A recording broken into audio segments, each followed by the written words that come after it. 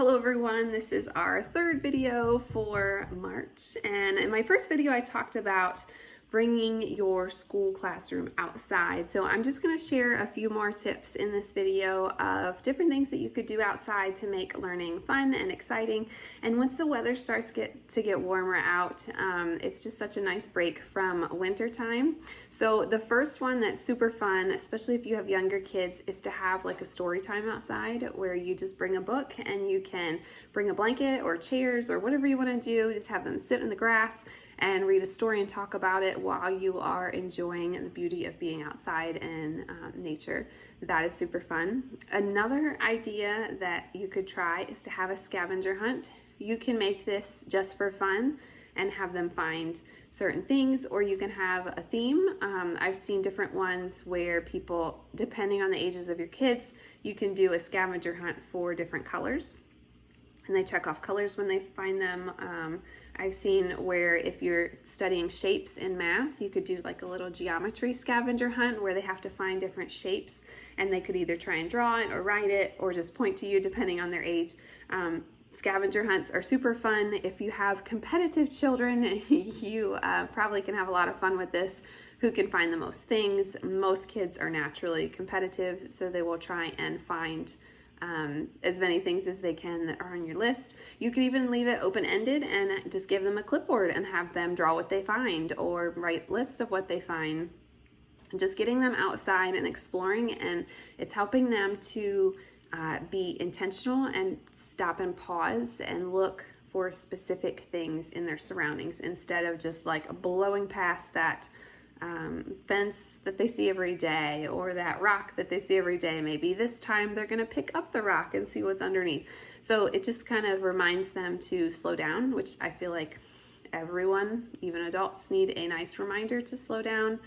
We just rented a book from the library that's this cute little sloth and this little girl who is very impatient, and she befriends this sloth and he just reminds her to stop and smell the flowers. Literally, that was one part of the book, and it's very cute.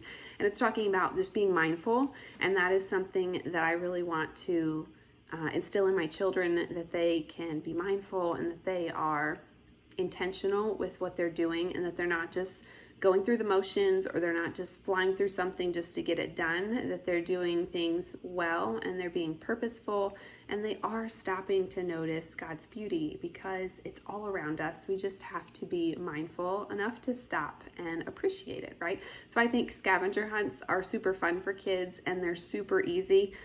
You can find tons of ideas online. Teachers Pay Teachers, of course, has tons. I've seen ideas on Pinterest, or you can just make up your own. But they are lots of fun and it gets them outside and exploring. Another one, maybe for older kids, would be to make a treasure map.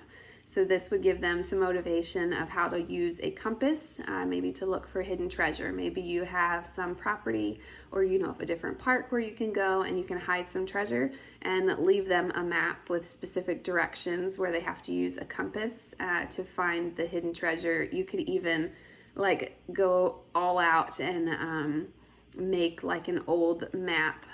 We did that with her reading lesson a few weeks ago and it was super fun. You can take coffee ground, and you put them in water and then you dip like a cotton ball in the water and just wipe it on the paper, and when it dries, it's that like old yellowy looking paper. I've even seen different recipes that you use and you put them in the oven to kind of singe the ends. Obviously, you need to be careful that you don't burn your house down when you're making treasure maps, but super fun to make it more authentic for the kids. But they would love it no matter what. The treasure map would be a super fun idea to do outside. Another one that I found was to write a journal entry about nature. My daughter loves to read and she loves to write on her own terms, but when it's time for school and I want her to write, sometimes she's not real enthused about it because it wasn't her idea. So maybe having them go outside with a notebook or a clipboard or something that they can write on, and just sitting outside and finding something that they want to choose to write about. Maybe they see a little bird in the tree and they want to write a little story about the bird, or maybe they are noticing some ants walking around and they make a little story about the ants, or maybe they want to write some nonfiction about whatever it is that they're observing outside. It gives them that freedom, but it's also practicing writing writing skills that you can expound upon when you get inside later. Another thing that you could do is a messy project outside. Maybe you found a science project that you really want to do, but it's super stressful as far as keeping it under wraps in the house. I know that some science things can go a little crazier than expected.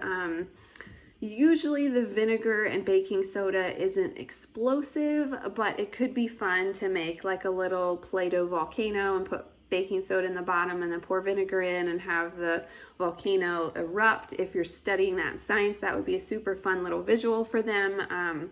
You could talk about like the magma and the lava and all of that. So there are fun things to do.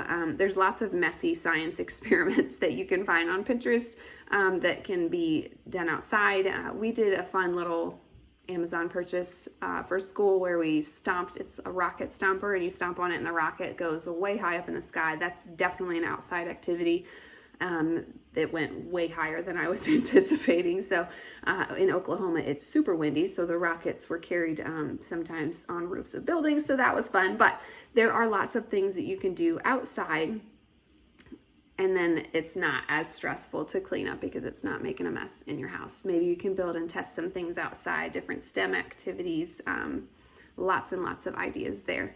Another idea that across the grades is fun is just bringing sidewalk chalk outside. We have a patio in our backyard and we have a paved driveway and sidewalk, so we have lots of options of places.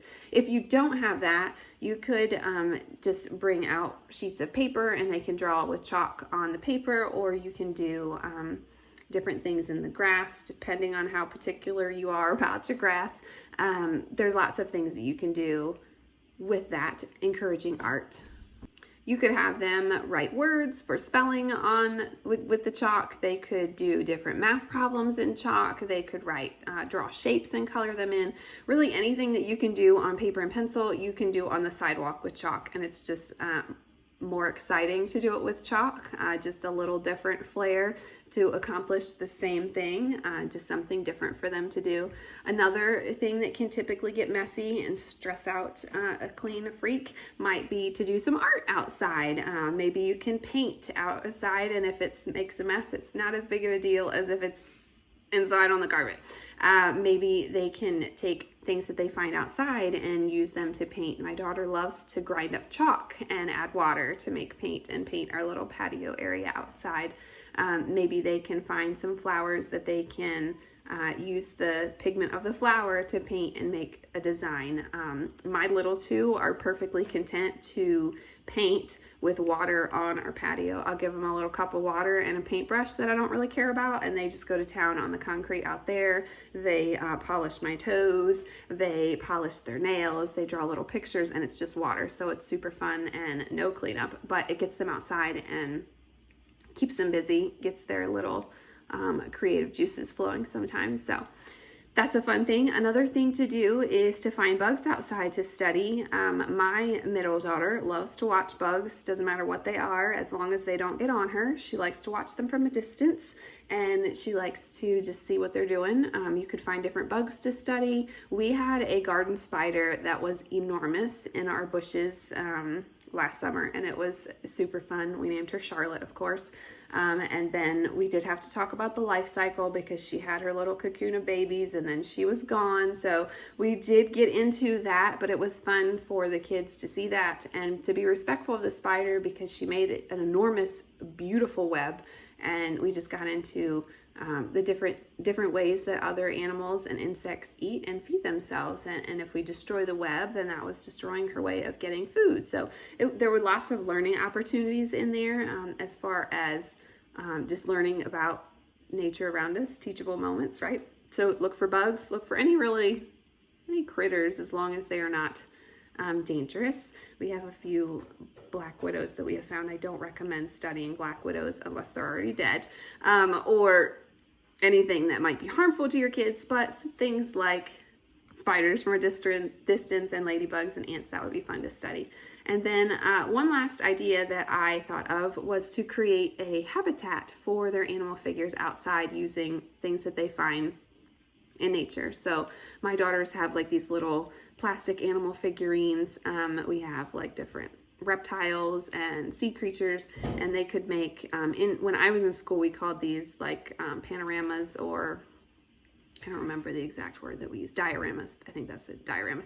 And we would make a habitat or an area, and it's just super fun. So that's another idea, and they can use things that they find outside, whether that's grass or flowers, as long as they have mom's permission, and different objects, sticks and twigs and things, to create a habitat, and then they can use that to play with their little figurines. So I hope that gave you some ideas to try outside. We love to incorporate outside as much as we can, especially when the weather cooperates. So I hope that gave you some value.